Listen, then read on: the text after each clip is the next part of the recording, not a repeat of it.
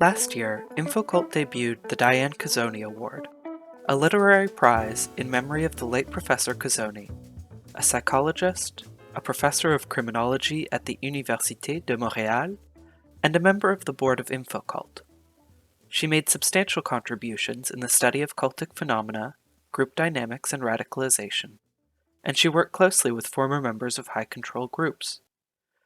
We were honored to award the inaugural prize to Erika Bornman for her autobiographical book, Mission of Malice, My Exodus from KwaSizabantu. Today, Erika joins us from Cape Town so that we may meet the author. We will open the floor for audience questions at the end of this presentation. Thank you very much for joining us, Erika. Sam, it's so wonderful to be here with you. Thank you so much for having me. And yeah, thank you for the honor of being awarded that prize. It means so much to me. You're a former member of KwaSizabantu, a revivalist evangelical Christian group, which has received increasing scrutiny in South Africa in recent years. For those in our audience who are not familiar with the organization, could you explain how it was first formed? Yes, so there was a church run by a German dude in KwaZulu-Natal. This is during apartheid years in the 1960s, Anton Engelbrecht, and he had a member in his congregation, Paolo, who then became an itinerant preacher, mainly to the Zulu nation, and they claim that there was this revival where God came down and like it was a sound of wind and everything. It was like the Pentecost all over again. And then he established this community called KwaSizabantu, which is Zulu for the place where people are helped. A misnomer if ever there was one. And he established this, his brother bought him the farm, which was during apartheid, so it was on the border of the white area and the area where the apartheid government had sent the blacks, which was called like the homeland, which was Zululand at the time. So it became a place where races were quite mixed in terms of eating together and communing together, which was quite unusual in South Africa at the time. But over time, they became more and more totalitarian and very rigid. They, for example, believe that you have to confess every single sin, even if you have a thought that, oh, I'm a bit irritated right now. You have to confess it to one of the leaders, and he has to pray that God forgives you. Otherwise, you are not forgiven. And if you die with a single unconfessed sin in your life, you go straight to hell, regardless of your life before that. And if you know of a friend's sin and you don't confess it, you're as guilty as that friend and you're going to go to hell, which is one of the ways they kept us children in control because we had to snitch on each other all the time. So you could never really trust anybody.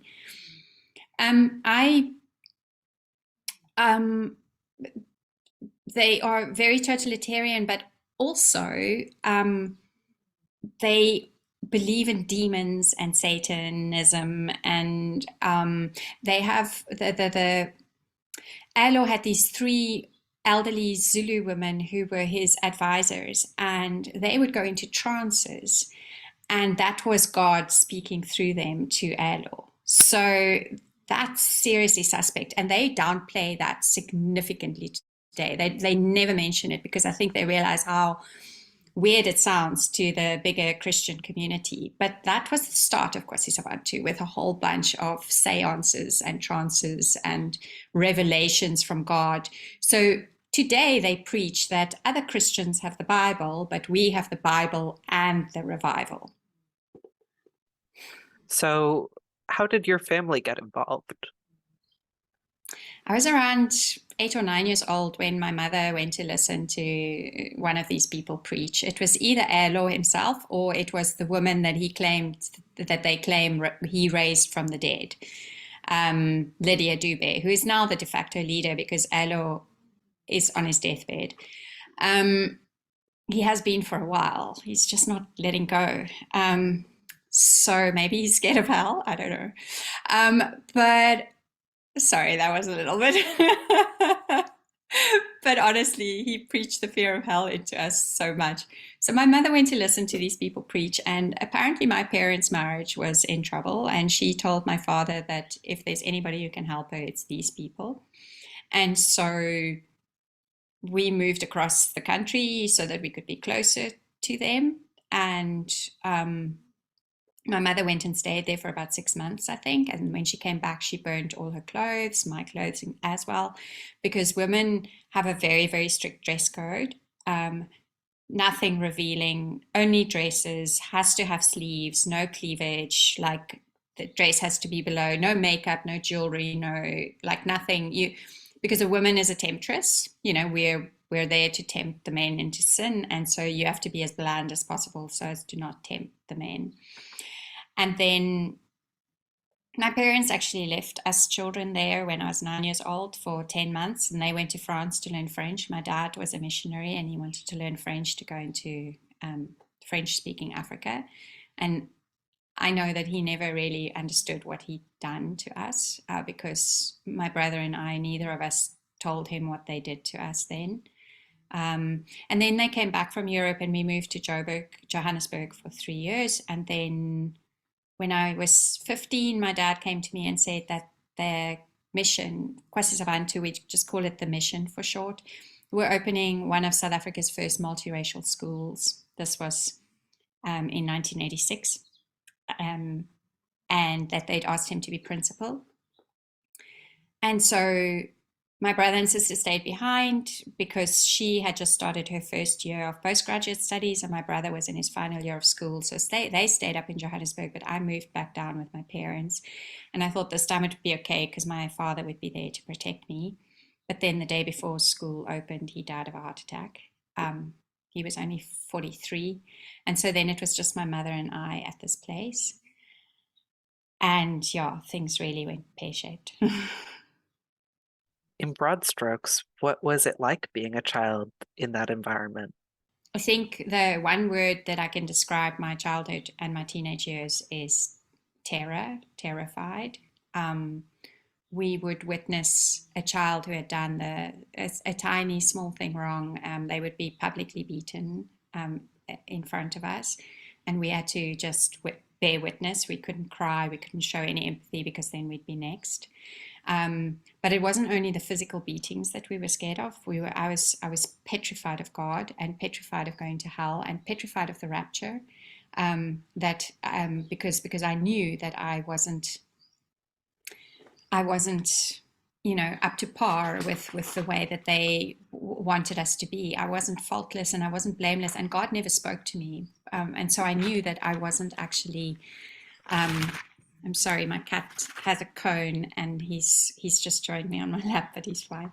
I knew that if I died, I would go straight to hell. And they showed us these horrific movies that Eustace Burkle made, thanks America, which was called The Burning Hell and The Footman for short, which was just graphic descriptions of horrific violence. And because television and radios and any books that they didn't approve of weren't allowed there, like as a child, you don't, having not had grown up with a TV, you don't understand that this depiction of hell that you're seeing is someone's idea of what it might be. You think it's reality, and they tell you that this is reality, and they tell you that this is what's going to happen to you if you don't listen to us.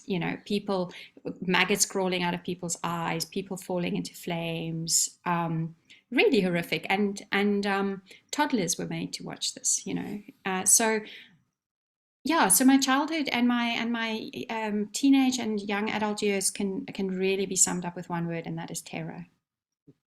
When you were a child, it was also the apartheid period. How is life like for Black members of the church?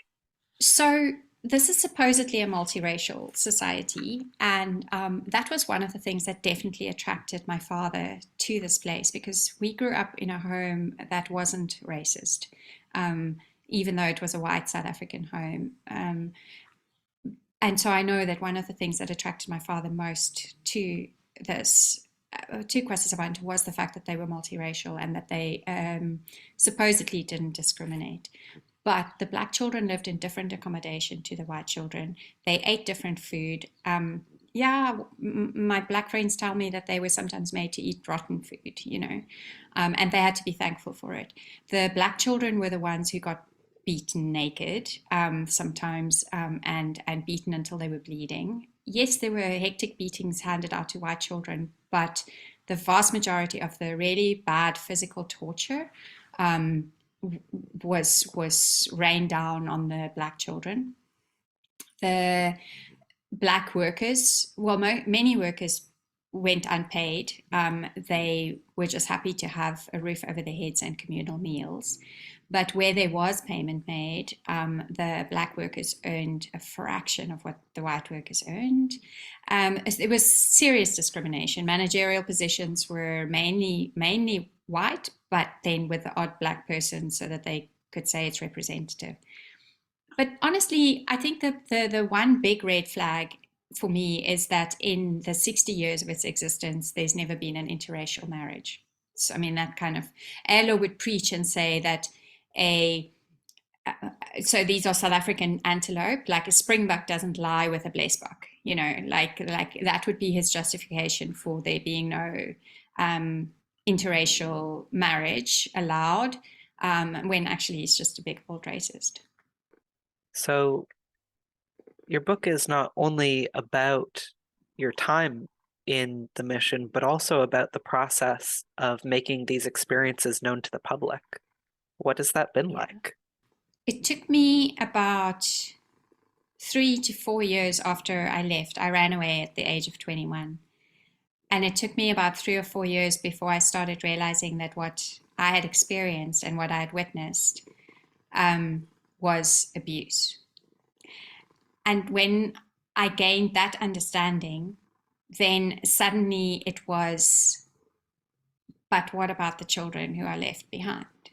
And that's when I started with trying to get this out in the public. There had been people before me who had tried to, sorry, I'm going to see if he'll go. He's feeling very sorry for himself, but maybe he'll go sit somewhere else. There had been people who had tried to effect change from within and approached Paolo and the leadership and said, can we please make changes? But as far as I know, I was the first person to publicly speak out against this place, because they very much are, when you leave, you're shunned. Like my mother disowned me, my sister disowned me. My brother-in-law told me I'm not allowed to have contact with his daughters because I represent Satan. And it's his God-given duty to protect them from evil. So I was one of the first, I think I was the first person to speak up publicly against this. And I wrote a letter to Cosmopolitan magazine, and I wrote an article in another women's magazine, Femina, in 2000. And that gained quite a lot of traction. Like the Sunday papers picked up on it and everything, but KwaSizabantu just denied, and it blew over. And then I kind of nursed my wounds for a while, and I needed to heal, and then in 2019, I teamed up with some other ex-members, and we actually got News 24, which is South Africa's biggest online news organization. We got them involved, and they launched a 7-month investigation into this place. And then they launched an expose they called Exodus, which had a documentary, a podcast, and lots of articles.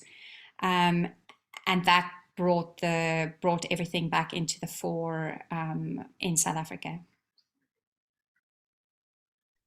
In your book, you mentioned that you had no familiarity with journalistic ethics in the late 90s when you had your first contact with the media. Can you speak about that experience? What have you learned since that you wish you had known then? So I was actually very fortunate in that the editorial teams at those two women's magazines had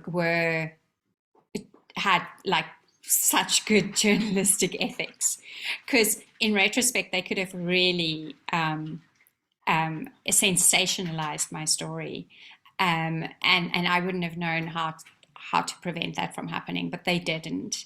Then, with the media scrutiny in 2000, with the all the newspaper articles and everything, I again think that I was quite fortunate that I spoke to ethical journalists and that, but I did learn a few lessons, and that is that you have to insist that before they publish the article, they at least send you the quotes that you are quoted as saying and that you're okay with it so that your words aren't twisted.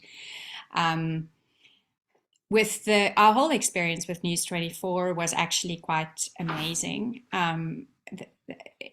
For our investigation, the journalists and the multimedia journalists and everybody that was involved were so unbelievably careful, and they were definitely trauma informed. And the way they interviewed us, the way they listened to us and didn't publish things that we weren't comfortable with them publishing, even though it would have made the story so much more impactful. I was just really impressed with the way that they handled all that. I think I've actually been really very lucky in my journey with the media. I have been very lucky. Yeah. In the meantime, the current members and representatives of KwaSizabantu have also been presenting themselves in the media, and their story has evolved. What has it been like to see that happening? So in 2000, they came out and said there have never been any public beatings at KwaSizabantu. And then former members of KwaSizabantu came forward and said, hang on, dudes, don't you remember? And then they acknowledged that, yes, there were some excesses, but it was the parents who insisted on it, and it was the parents who were beating the students. And then we were like, no, guys, it was you. Maybe the parents gave their permission, but you're the oaks. So in 2020, they came forward with, yes, there were excesses, but all beatings stopped in 1993, 1994, which is around about when South Africa made it illegal for corporal punishment, and that they stopped then. But we have come forward and said, you guys didn't stop then. You carried on for a long time. And this is my own opinion. It is based on discussions that I've had with people who have left KwaSizabantu in the last 2 years. I don't believe that they have stopped beating children there. And in South Africa, it is now a criminal offense, even for parents to hit their children. So, of course, they're going to do everything in their power to not have that come out. But so their story has changed from it didn't happen, and then there was overwhelming evidence or testimonies that, yes, it did happen, to trying to paint it into, but it wasn't us, it was everybody else who was asking us to do this, and the same with the virginity testing on the black girls. They forced every black girl who was 5 years old and older to have virginity testing at the end of every school holiday, and they are now saying it was the Zulu parents who asked for this. But witnesses say that the Zulu parents were told, this is what's happening, and if you don't like it, you can take your girl child out of the school. So these girls were basically sexually assaulted at the end of every school holiday. But they are masters at like diabolically twisting language and trying to turn everything onto the parents as opposed to them. After your story was published in Femina and the Natal Witness, many other people who had left KwaSizabantu got in touch with you. And you mention in your book that this was very difficult to bear witness to. Did you anticipate that aspect of going public with your story? Not at all. Do you know, I thought that me going public with my story was putting a full stop on my story. That this was me now finally dealing with it and handling it and saying, okay, this is what happened to me, and now I'm moving on.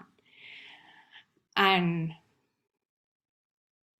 to this day, hearing other people's stories and hearing their trauma for me is much harder to process and to deal with than my own story.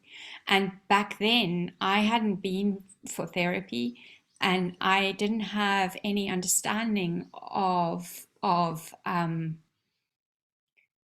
just basic ways of taking care of myself while dealing with all this. And so it became really hectic, and is actually one of the main reasons I think for my very long silence, was that I just didn't feel equipped to deal with all this pain that people were sharing with me. Is that how you got involved in organizing witness and victim reports? Yes, and that is definitely for me still the hardest part of this whole experience. After the News 24 expose came out, we have an organization in South Africa that is a Chapter 9 institution, so it's in our constitution.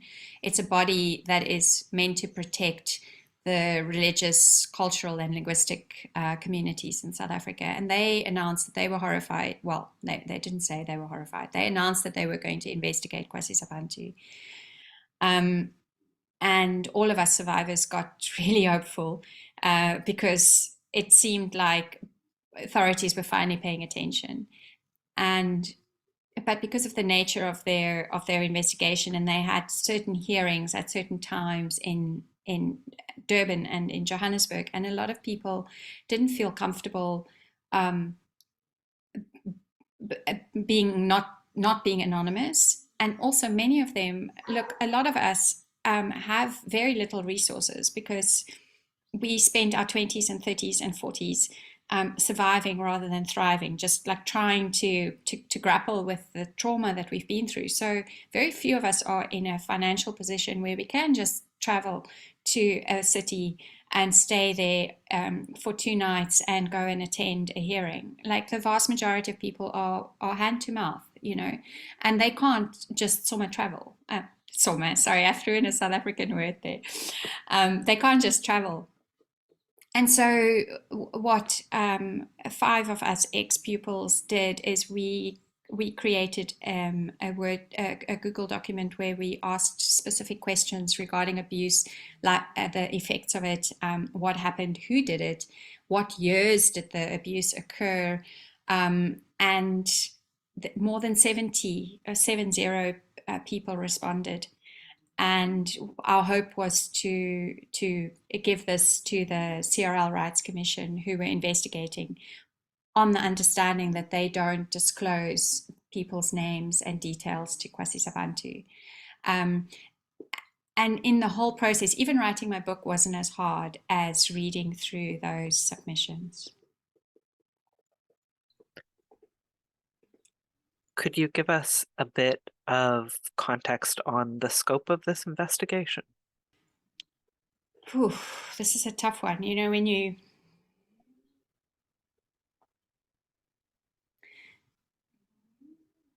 we really, I really put a lot of hope onto this investigation. But they ended up taking 2.5 years. And in January this year, one of the witnesses actually said to them that they are going to take them to court and compel them to release this report to the public, because it is in the public interest. And like my friend Pilo said, it's like they ripped off the bandages of our wounds and then they just left our wounds open to fester for 2.5 years. And that is how the survivors felt, because from my perspective, it seemed that the commission was more concerned about making sure KwaSizabantu was happy with their process, and they went with KwaSizabantu's timing, rather than looking after the witnesses who had severely traumatic experiences in recounting these experiences that they went through. A lot of it is on YouTube, and it is heart-wrenching to listen to. Then the commission has now released a report, which I imagine is a preliminary report. They've said that it's confidential. They've released it to some of the witnesses, and to KwaSizabantu for review and comment. So because it is confidential, I can't comment on it, but I can tell you that I am gutted. Um, and that hopefully by the time the question and answer happen, the report will be final and in the public domain, and I'll be able to comment more on it. But my initial feeling, not my initial, my growing feeling that the Commission is more concerned about KwaSizabantu than the victims, the survivors, has proven to be spot on. So I think we're all really hurting. This happened only 2 days ago, and just regrouping and seeing, okay, what's next. I don't know what's next yet, but maybe I will soon. Yeah. Thank you for sharing that with us. You know, I've learned in therapy that I can only save myself, like, because I've for very long thought of myself as a failure for failing to save the children at KwaSizabantu. But I realized that my book is kind of also a bit of a roadmap, I think, to help people who come out of it. I think in terms of this CRL rights report that we had been hoping for, I have long since given up on the idea that there will be justice for past injustices. My absolute focus is on the present and the future. KwaSizabantu has always preached that you have to break the spirit of a child by the age of 3. When I was there, they used severe physical punishments and torture to achieve this. They say they no longer do that. They have realized that using the word break is seriously problematic in the public opinion. But a few weeks ago, they preached from the pulpit that you have to bend the will of a child by the age of 3. So they are still, it's just a linguistic sleight of hand that they are doing. They still believe that you have to break the spirit of a child by the age of 3. And this is why I will not stop, because there are children being born there. There are children being brought in there. There are children being raised there. And they are being taught that they are nothing, that they are evil, that not even that they are nothing, that they are evil, and that they can't trust themselves. And the repercussions of that into one's life, whether you stay there or leave, is it's devastating. And because I know that this is happening, I feel it is my duty to try and stop it. But I am just one person. But there are lots of us now speaking out. Yeah. That is certainly understandably what's next for you in this project. Is there anything else that you're working on as an author? Oh, I've started writing a novel. I've decided to delve into fictional characters' trauma rather than my own. No, I'm actually really enjoying it. I've started writing a novel. There will be a sequel to my memoir because so much has happened since the book was published a year and a half ago. But it's not time yet. I'm making notes and I'm writing chapters, but it's going to need time and reflection before I publish the sequel. It's Yeah. hard to put something out again when everything is still kind of unfolding in any case. Yeah, very true, very true. But I'm writing it as it happens now so that I can capture the emotions now, like the devastation on reading that report, and how it feels, and the conversations that us survivors are having among ourselves. I think that those are important things to note down. Yeah. Do you have any advice on writing this kind of autobiographical reflection on these traumatic experiences for anyone else who's interested in taking on this kind of project? If I can give any advice, it's to anybody anywhere in their journey, is to just write. So a lot of what's in my book is based on things that I'd written over the last 30 years, over the last 3 decades. And I'm so grateful that I made notes because it allowed me to get right back there when I then decided to compile it. My advice would be be gentle on yourself. Know that this is hard, because what happened for me is I had packed up as much of my pain as I possibly could into boxes, and I put it in the attic. And every now and again, something would happen, and I'd go take down one. I'd go up in the attic, and I'd open one of the boxes, and I'd be like, "Yeah, no, I can't deal with this like closed box." But writing my memoir, I had to bring all those boxes down from the attic and put them in my lounge, and I had to open them one by one and delve into their contents from like right down to the bottom and go through every single box. And that was, it took me 5 months to write this. I was under a bit of time pressure, um, and it was 5 months of crying and of pain and of tears, and it was in lockdown, so I was really on my own. It was hectic. It was at times, I think if Penguin Random House hadn't paid me in advance that I'd already spent, I don't think that I would have finished it. My advice would be to go gentle on yourself and to write as much as you can, but to take breaks and to remind yourself that now you are safe. Now you're okay, and that, yes, you're looking back and it takes you back to that place, but just to remind yourself of who you are now and that you're safe. And for me, that was a big thing. I don't know if any of that made sense. I think so. Well, let's backtrack to some of that difficult material. So, one of the crucial insights that you share with your readers is the way that gender segregation, purity culture, and the absence of sexual education render girls more vulnerable to abuse. Would you be open to reading an excerpt from your book on this subject? Sure thing. So I'm taking you into my mid 20s, where I am. I have left KwaSizabantu, and I'm navigating this strange world that I know nothing about, and it includes men. So let me take you back there. One night, I'm at a bar in Florida Road with some friends.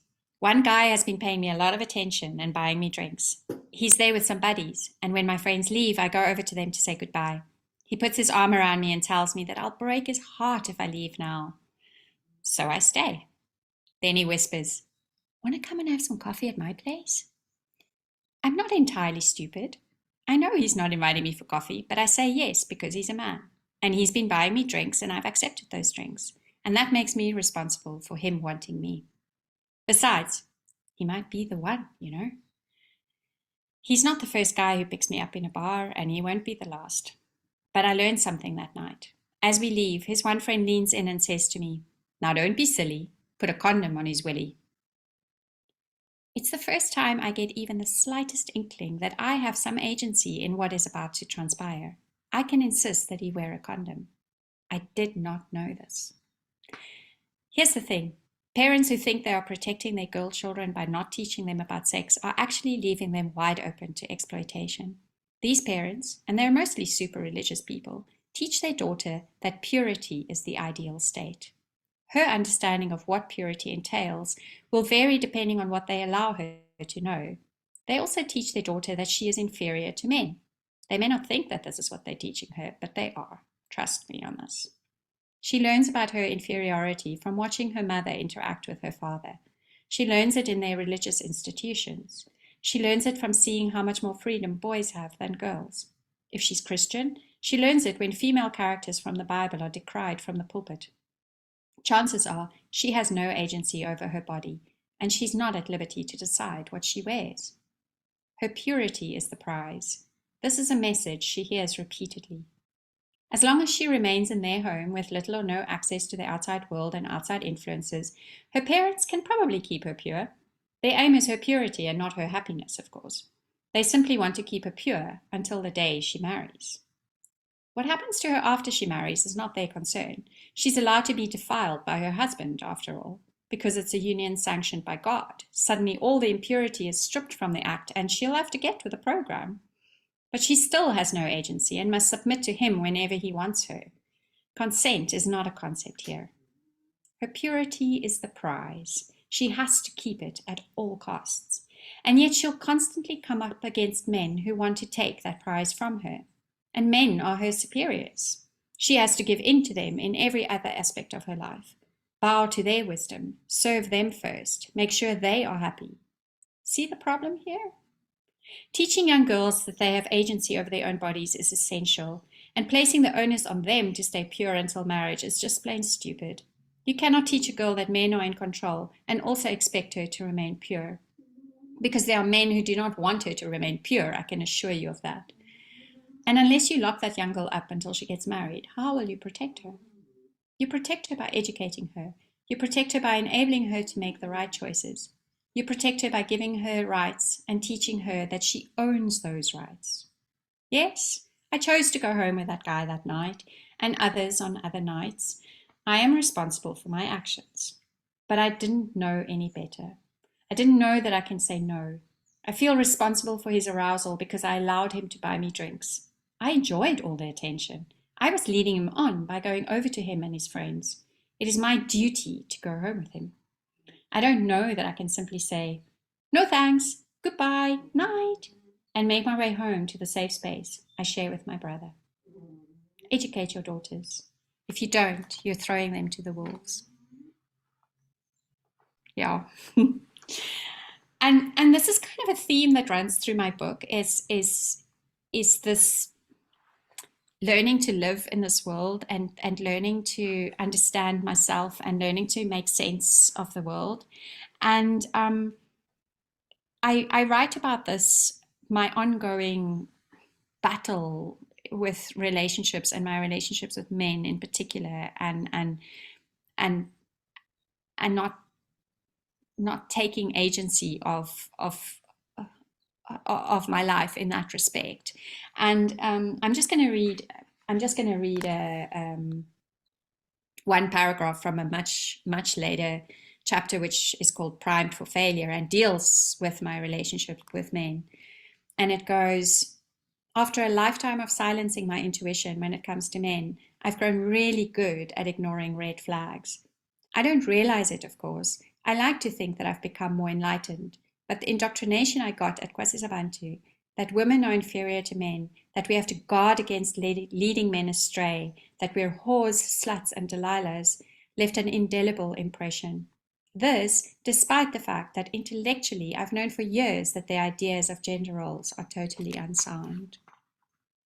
So, yeah, just that's where therapy has helped me enormously, is like what I know intellectually and what I feel and my reactions is making those more congruent. Yeah, and I mean, I only learned about boundaries 3 years ago. I didn't even realize that I didn't know what boundaries were, but now I know. Thank you for sharing that. And I think that a lot of people in our audience are really likely to sympathize with that learning process and figuring out how to actually internalize what you want to bring forward in your own life. Yeah. In any case, thank you very much, Erika, for your time. I hope that we have got some interesting questions lined up for you, but we'll see. Yes, I'm looking forward to that. Thank you so much, Sam. It's always such a pleasure to speak to you.